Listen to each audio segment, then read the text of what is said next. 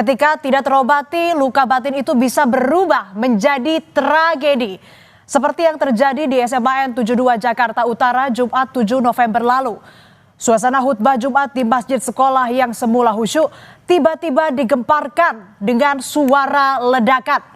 Ledakan berasal dari bom yang diduga dibawa oleh siswa sekolah tersebut.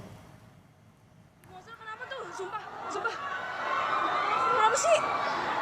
Gue ledakan tadi bunyinya gede banget. Itu tuh. Sumpah.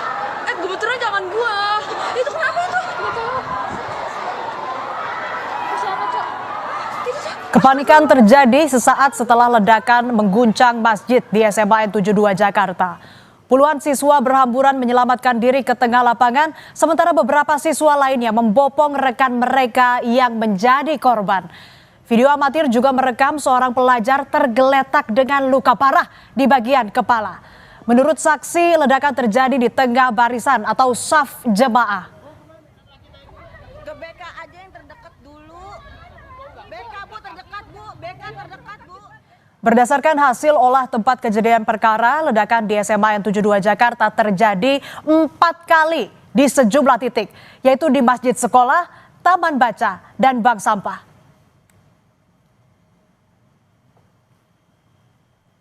Dalam konferensi pers pada 11 November, polisi mengungkap ada 7 peledak ditemukan di SMAN 72 Jakarta. Dari 7 bom tersebut, 4 telah diledakkan dan 3 lainnya dalam keadaan aktif saat disisir oleh Densus 88 Anti Teror Polri. Bom ditemukan di 3 lokasi, yaitu masjid, taman baca, dan bank sampah. Bom diledakkan menggunakan remote.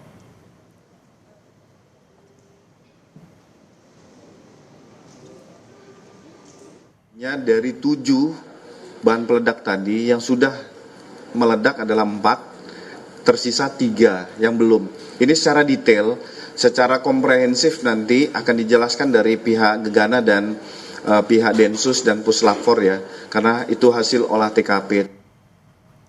Ledakan di SMAN 72 mengakibatkan 96 orang terluka, yakni 67 orang luka ringan, 26 luka sedang, dan 3 luka berat. Hingga hari ini masih ada 28 korban dirawat di sejumlah rumah sakit di Jakarta. Selain mengalami luka, 90% korban mengeluhkan gangguan pendengaran. Sebagian telah menjalani terapi hiperbarik untuk memulihkan pendengaran.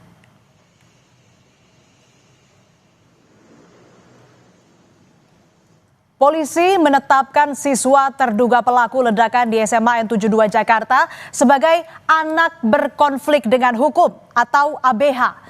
ABH diduga kuat terlibat dalam ledakan pada 7 November lalu. Kesimpulan ini berdasarkan pemeriksaan menyeluruh di lokasi maupun di rumah ABH. Salah satu dugaan yang melakukan dalam kondisi ini adalah sebagai anak yang berhadapan dengan hukum. Nah, masih dalam perawatan dan kondisinya sudah sadar, termasuk kita saat ini adalah fokus dulu terhadap pemulihan. CCTV milik warga merekam aktivitas saat ABH membonceng motor menuju sekolah.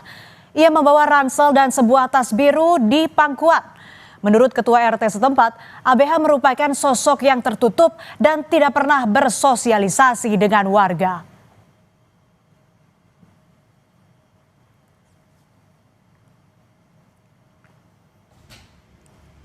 Pagi itu suasana SMAN 72 Jakarta berjalan seperti biasanya. CCTV merekam saat ABH memasuki gerbang sekolah pukul 6:28 waktu Indonesia Barat.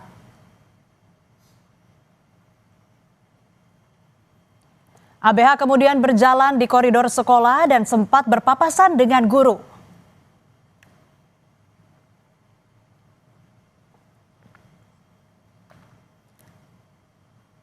Ketika waktu menunjukkan pukul 11:43 waktu Indonesia Barat atau jelang sholat Jumat, ABH berjalan menuju masjid. Di depan masjid, ia sempat berdiri seolah mengamati situasi.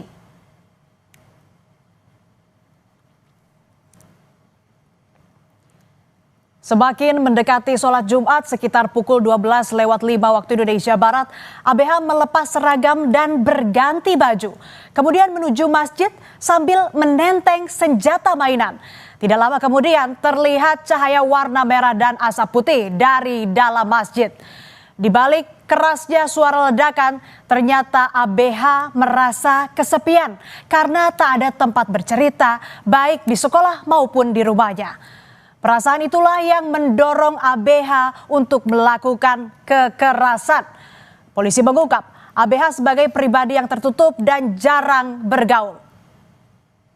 Yang kami peroleh dari hasil penggalian keterangan maupun petunjuk-petunjuk yang ada, bahwa yang bersangkutan anak berkonflik dengan hukum ini terdapat dorongan untuk melakukan peristiwa hukum tersebut. Dorongannya di mana yang bersangkutan merasa sendiri, kemudian merasa tidak ada yang menjadi tempat untuk menyampaikan keluh kesahnya, baik itu di lingkungan keluarga, kemudian di lingkungannya itu sendiri maupun di lingkungan sekolah. Ini yang menjadi perhatian kami juga bersama dengan KPAI. Meski diduga kuat yang menyebabkan ledakan di sekolahnya, polisi memastikan ABH tidak terkait terorisme. Polda Metro Jaya Irjen Asep Edi Suheri bilang ABH bertindak secara mandiri. Polisi masih mendalami aktivitas daring untuk mengetahui motif peristiwa ini. Hasil pemeriksaan sementara ditemukan kecenderungan ABH menyukai konten kekerasan. Diketahui merupakan seorang siswa SMA aktif yang bertindak secara mandiri dan tidak terhubung dengan jaringan teror tertentu. Berdasarkan keterangan yang kami himpun, ABH yang terlibat dalam kasus ledakan ini dikenal sebagai pribadi yang tertutup, jarang bergaul, dan dia juga memiliki ketertarikan pada konten kekerasan serta hal-hal yang ekstrim.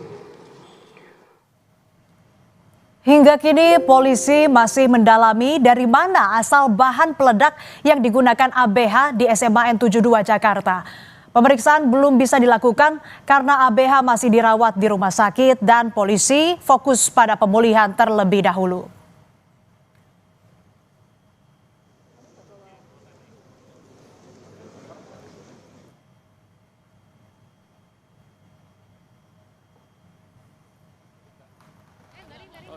Ayah dari salah satu korban ledakan SMA N72 mendapat surat dari anaknya yang hingga kini masih dirawat di ruang ICU.